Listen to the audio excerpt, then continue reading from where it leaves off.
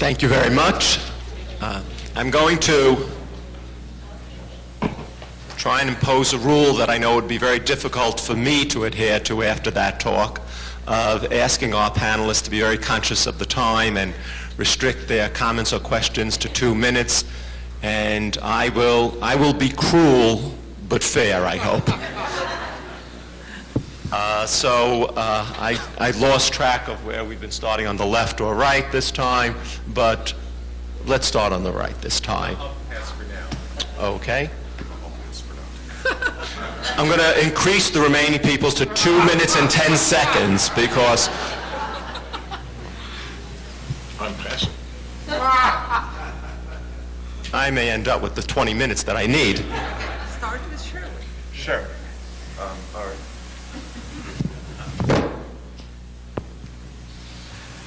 You're trying to recover from Brenner and Berdichevsky and to find a new way. Brenner and Berdichevsky were about creating something that we discussed at the last colloquium, which was the Yehudi Chadash, all right, and the new Jew. And I mean, the question that we didn't explore at that time but is relevant here is, was that venture, with all its enthusiasm, all its attempt to create a new kind of Jew, was that without spirituality, or was there a spirituality to the Yehudi Chadash? Should I answer? I think, of course, there was spirituality. There was a lot of passion. There was the passion of kfira. What's kfira? Heresy. I think there's few religious feelings like heresy. The first generation, the first generation that gets to drive on a Saturday for the first time, to light the lights for the first time on a Saturday, to not go to the mikveh, there was a lot of passion there. That is one. The Shabtaim even had a blessing for when they do sins. Because it is. No, I can't. They did, right, Rachel? My authority. Metir Isurim. That's a useful blessing. Yeah, you should be aware of it when you do it. Now, Sherwin, when I'm trying to address their spirituality, I of course think they were spiritual people. I think they did an amazing revolution inside themselves and for all of us. But I think the fact that the spirituality was about destroying, I have a lot of problem with that. But was it only about destroying? What about the kibbutz movement? Was that destruction? Did all that passion, all that work, all that sense of solidarity, all that sense of transcendence, all that commitment to ethics, was that without spirituality? Was that all destruction? I never said they were not spiritual people. I say that I have a dispute with the kind of spirituality it's similar to what I said last night about the socialist Yiddishists. Because you have to understand that when I grew up, if you are not one of them, you have a very difficult life. When my father was not with a red book from the Histadrut, he was not considered Mapainik. He was not the right type. Well, all religious movements are intolerant. No, they have no mercy, those spiritual people. And when my husband grew in a kibbutz, when they used to see their parents during the day's work, they don't say hello because now they are the kibbutzes, they're not the parents. And all kinds of things that I'm sure that they were spiritual. The kibbutz does not belong. I don't want to make a dispute where there is not. I have in myself a strong Berdichevsky and a strong Brenner, especially in my feminist self.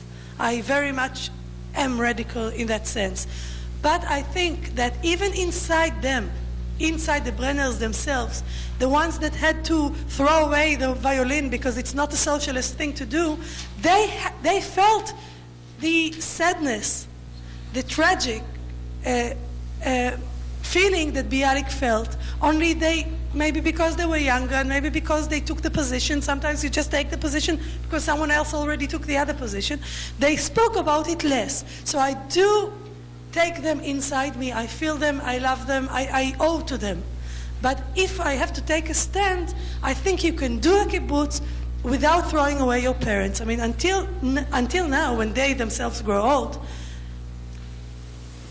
Well, the kibbutz was not only the kibbutz, all of this movement was a movement of young people, and I have a lot of respect for the old. I have a need to be around old people. That was something that when I grew up, old people were not asked. And this is stupid. well, I think, but I just want to say something.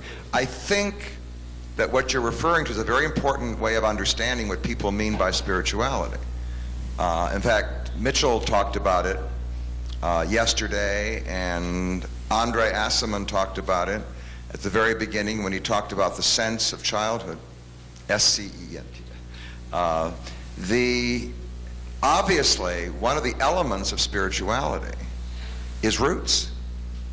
And what you seem to be deprived of by Brenner and Berdichevsky was a sense of roots. You didn't feel rooted in your people. So the connection you wanted was with your ancestors.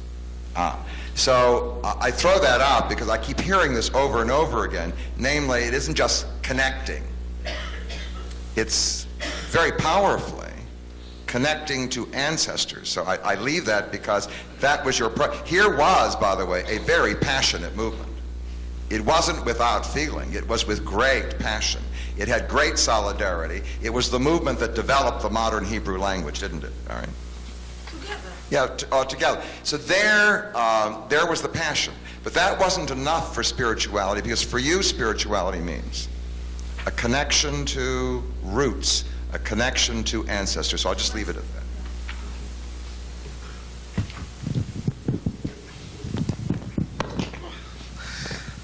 Let me emphasize 2 points that come through the talk, and then throw out a kind of question to see if you want to develop it, because it interests me. The 2 points for emphasis is community and study. The emphasis on study that comes from your first part, I think, is an important part of any kind of Jewish spirituality, whatever it is. Study is not just a academic thing, it's a moral thing. We as a people, as it came through in your talk, we place a moral value on learning. And it's a religious value. Then I'll get to the third part. The second thing is the emphasis that came through your talk on community, that there is a difference between the kind of study you were talking about and the kind of study that goes on in the university. And often by comparison, because my whole life's the university, university study is the sterile. And the sterility of it is it's really study without community. There's a canon, and there's competitors, and there's even every now and then, if you're lucky, a few people you talk to. But there is no community. And it's critical that we study as a community with a sense of community. That was a very important emphasis, a moral emphasis, a religious emphasis that's in your talk. Now, the question is, to raise if you want to develop it, is what you said about Buber. And I sense you have my ambiguity about this distinction between the religious and the secular, that it's not a clear line. I feel that too, and maybe also because is Buber secular or is Buber religious? And do the categories even apply when you really talk about Buber? So if you want to develop that, I'd love to give you an opportunity to develop that. Okay. Is this the time? Thank you. I did not choose to speak much about Buber, and I chose Gordon. First, because I think Buber wasn't a halachic Jew, and so it gets me all mixed up. I wanted the religiosity of secular people, of non-halachic people. And And because sometimes I hear that talks all the time about dialogue and me and thou and all of that was not a nice person to people. So I leave him on the side. There's something there I confess that I don't completely believe. That's why he talked about it so. No, I don't believe. Something there. So I prefer to talk about Gordon. But you're very right, and I share the feeling with you, this ambiguity about when religiosity becomes secularity. And I like to live in the places that are not clear-cut. I enjoy being half Ashkenazi, half Sephardic. I enjoy having a very strong masculine side and very strong feminine side. And then I enjoy being a secular religious person. And this is something I would not like to clear too much, because not because I'm trying not to be true to myself, but because I do not think it is a matter that the mind can really cut in a productive way for my life. So yes, I think I'm very grateful for this topic that you chose for this year, because I felt that because we are allowed to talk about it and we are there all of this weekend, somehow I feel much more at home in the community, where last year I felt a little bit like I always felt in Oranim, that they looked at me as, okay, but she's traditional, she's not a clean secular. I was always, and she's from the city, she's not a kibbutznikit. And then when I was in Jerusalem, she's secular, she's not from us. And when I was in Tel Aviv, she's the religious kind of person. She will end up with the religious. So I'm always the ugly duckling. I'm always don't belong. When I grew to like it.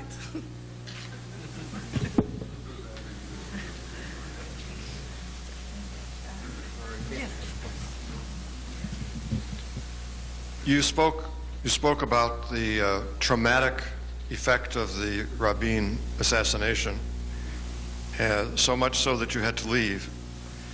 And I'm asking you a general question about the spiritual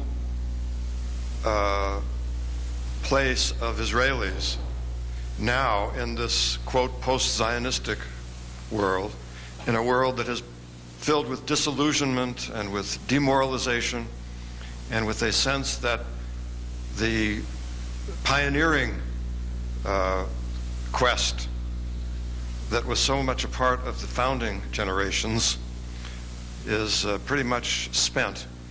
What kind of spiritual future do you see for Israel in the immediate future, not necessarily long range, just the immediate future? Yeah. I wonder if Rachel will share this thought with me. She sees young students at Hebrew University all the time. I will give the Tel Aviv perspective, what I see. Although it's 40 minutes apart, sometimes there are big differences. I feel that the postmodern, post-Zionism era is over. And what I see beyond it now is a very strong thirst for spirituality, of which some of the young people go to new age kind of stuff that I don't like, with candles and no study. A lot of feeling with very few deep studies, not sweat, but I don't like that so much.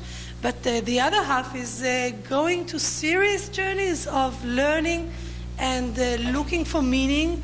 And I see it when we have Tikkun Leil Shavuot, the all-night study session of Leil Shavuot, and there are thousands of young people, young, 19, 18, 20, they're wearing white and they're sitting there all night studying until the morning, where we all go to the beach together.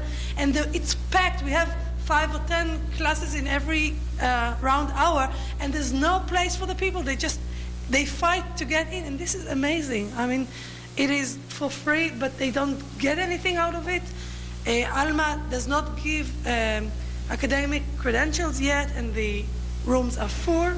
And this is, I feel, a new way that we are going to. I don't know if it will succeed, but I'm talking now about Oranim and Alma and Meitar and Efal, and in the south there is, and I guess in Hebrew University there's always also a revival of, I don't completely know, of Jewish study. So I do not feel that it's going down. I feel there was a funeral of Meir Ayali, my teacher from Oranim, the old man, and on the grave stood Muki Tzur, who was the prophet of Brenner at Oranim.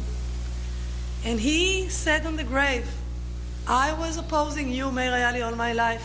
And you were Bialik and I was Brenner. And I'm saying today, I was wrong. Our way does not lead anywhere. People that are ignorant cannot build a culture. And I think we have to correct ourselves. This is amazing. I mean, Rachel can appreciate Muki Tzur saying that. There were 1,000 people there. So I believe we are at the next stage after post-Zionism. I'd like to start by thanking you, Ruth, for sharing your personal opinion and feeling and experience with this very wonderful audience. I really want to commend, from yesterday, I wanted to say your patience and attentiveness through the whole yesterday and today.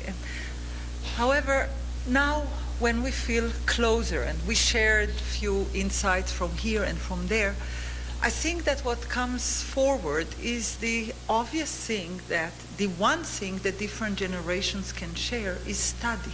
They don't really share ways of life, but they do share study. The freedom of study and the joy of study is what has been transmitted. And when you say that the Bialik system took over the Brenner system, the Bialik camp said, let us look in the whole entire Jewish library and adopt it and refurbish it and redress it and midrashing it and so on and so forth.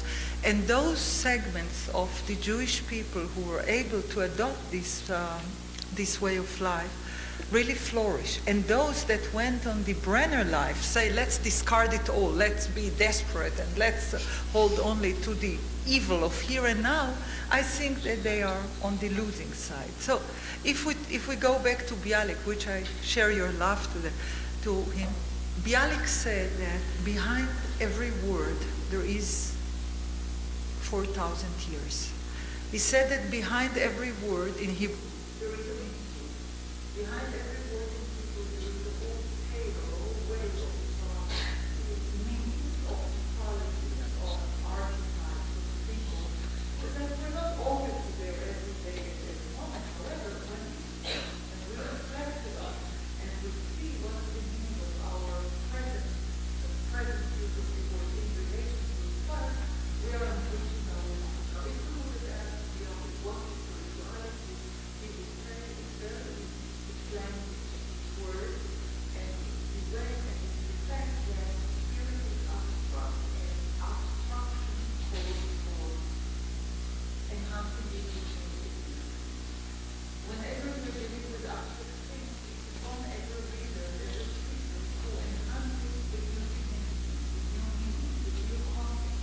That is the process of study that is all about. And I think that's what Bialik was trying to do there as well.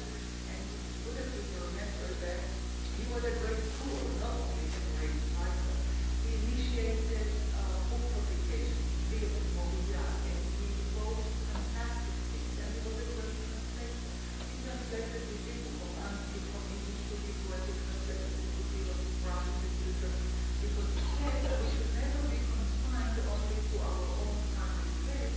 We should be an endless circle of history and thought and intellectual starting from anywhere and everywhere in relation to our own tradition. We are not confined to one tradition. We are in a dialogue with endless tradition. That Bialik was foremost a person adopting the ancient methodology of study of midrashing and recreating and doing what is possible. I would like to comment another thing about it. Some other people that you mentioned, like Google and so on.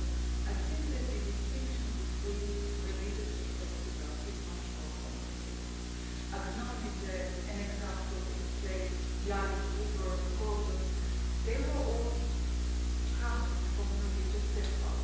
No Jews were born secular in the 18th century or in the 19th century. They all came from religious background. They choose to dispose of religious ways of life. They never choose to dispose of religious lifestyle. They never choose to dispose of the Talmud and the Torah and the other diet and Midrash. They choose to regress, reform,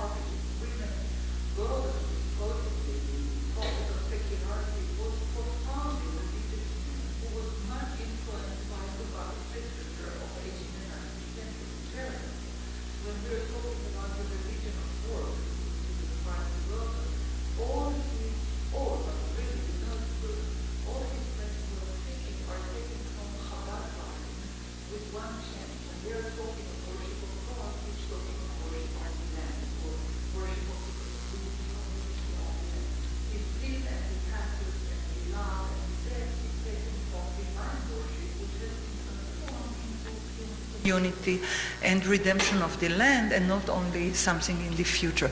I think that adopting the ancient vocabulary, which was very powerful, and reshaping it into new meaningful concepts of people of our time is a very fruitful way. And I think that those who held this way of thinking were the prophets of Zionism, those that succeeded. Those that said, let's discard it all, everything, baby and water and all, were really left with very little.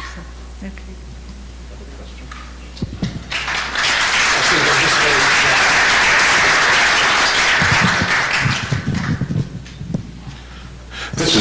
This is a question of the 5,500 profound things you said so quickly. It was not clear if you were quoting someone or if these are your own words. Either way, I would like you to say just a bit more. You said, whatever anyone feels to the universe is a religious impulse or is religious. Gordon, Aleph Dalet Gordon. All right, That's his words. okay, I mean, do you... Gordon. Do you... Avram David Gordon. Do you embrace that idea yourself? I enjoy when I find people that can give הגדרות, definitions. Felix a couple of times sent me definitions of secularity, and I am not a definition. I don't have the talent. My thinking is too cloudy. So every definition looks too narrow for me. This is a very interesting, I quoted it because I'm interested in it and I'm thinking about it. I can't say it's my answer. It's an interesting answer. But I need a little more room for God. Take, is this on? It is on. It is on? Okay, good. Sometimes it's on. You'll hear every word. I'd like to make 2 points. One's a bit theoretical, but I think it leads into the more practical one. The theoretical one, you used a phrase once, and I don't know how seriously you meant it, but I think some people do take it seriously, that we need to get back to basics. And I find that a problematic metaphor because it seems to imply that there is a base, we know what things are built on, we know where things began, and then that we can sort of, fill in all the steps. It seems to me it's unclear where the base ever is and what's piled on top of that. And I think perhaps other metaphors, I don't know, a network. I'm quoting again. This is a quote from Berdichevsky, and he thought he knew what the base was. He talks about the Bible, and he says that since then everything went wrong. So we have to wipe out everything, go back to the Bible, and try to start again.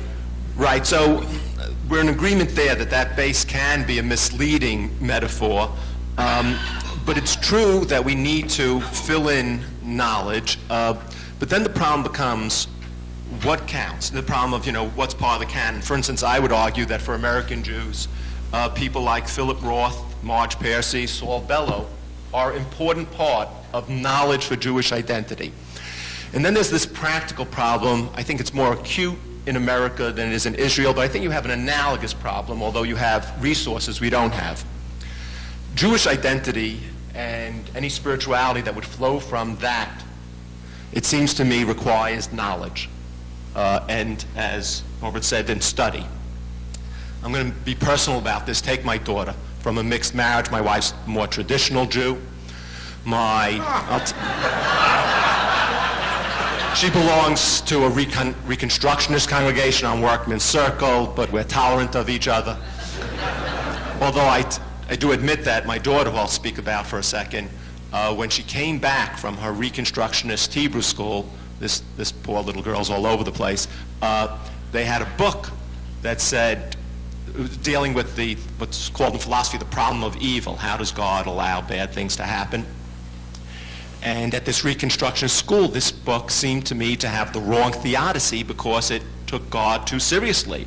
And I was outraged. I went to speak to the rabbi. I said, Kaplan wouldn't have done that. And they said, this guy's a nut, And the kids don't take it seriously. But let me take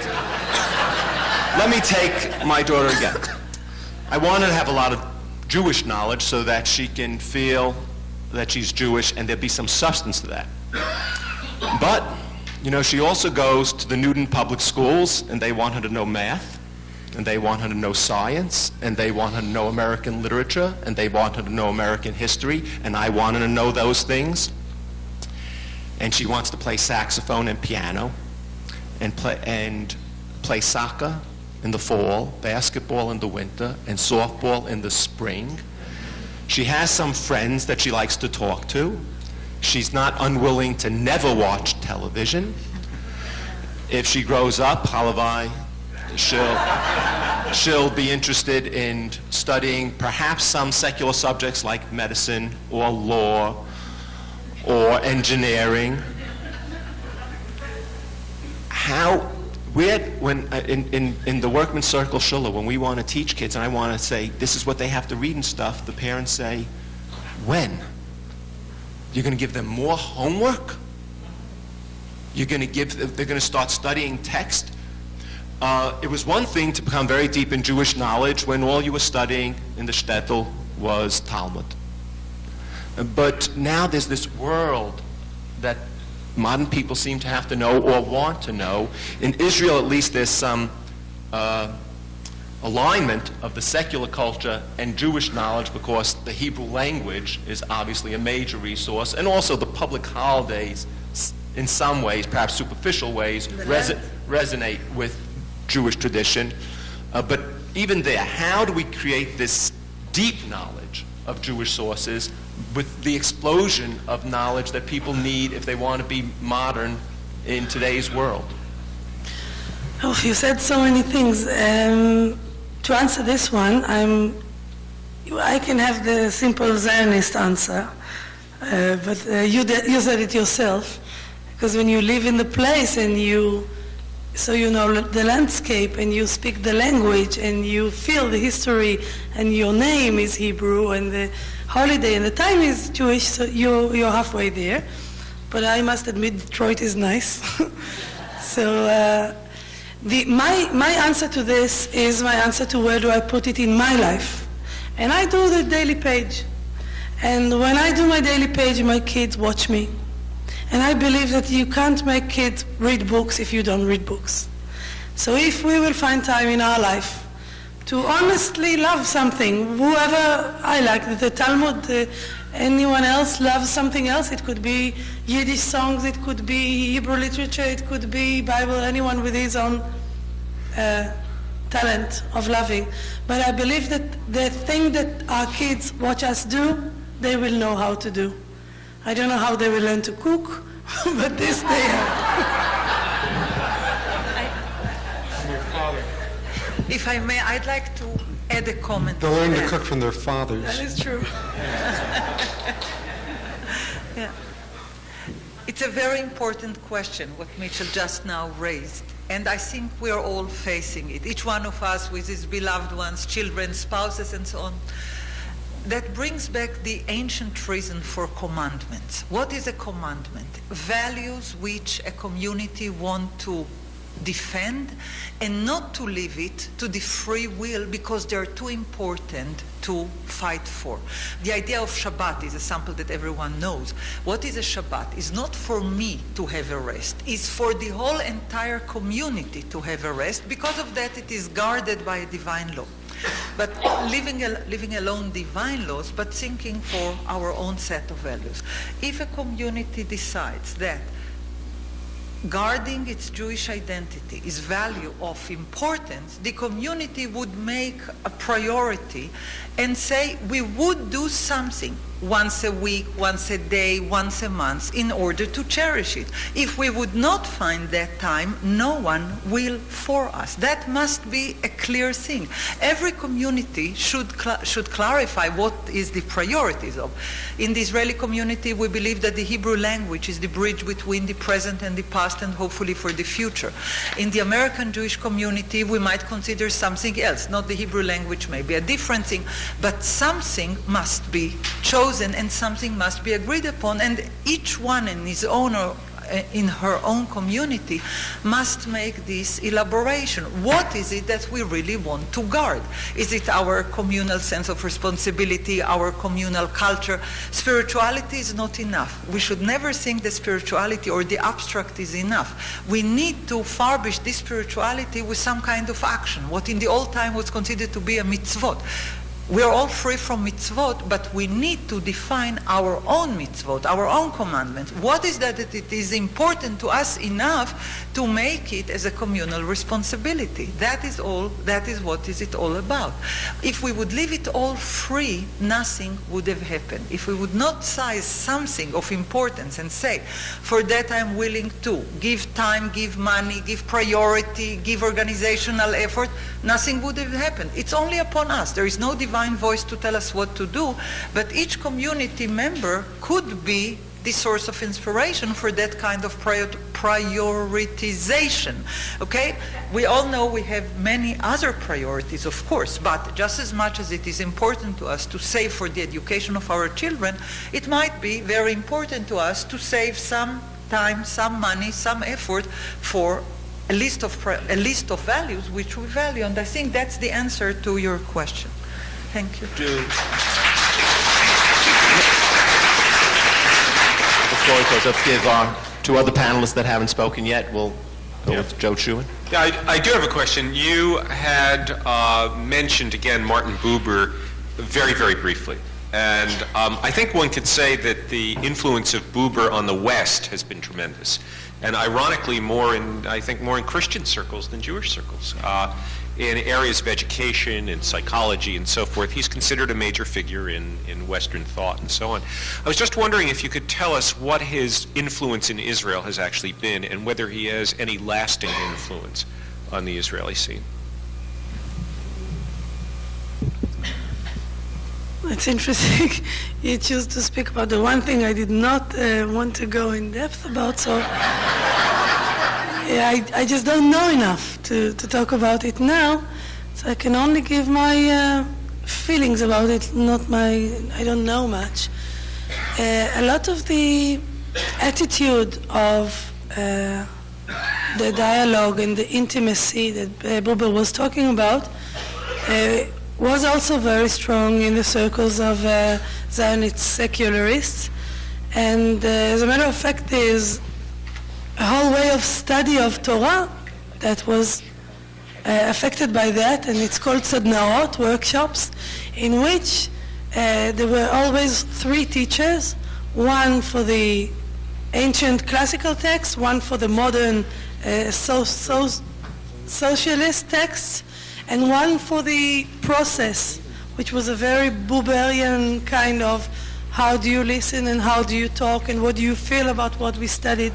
And I was part of this Sadnaot in the kibbutz movement. I think they made a big impression inside the kibbutz movement. Outside, I'm not sure if they are as effective as they were in Europe on our second and third generation. I will stop here because I don't know enough.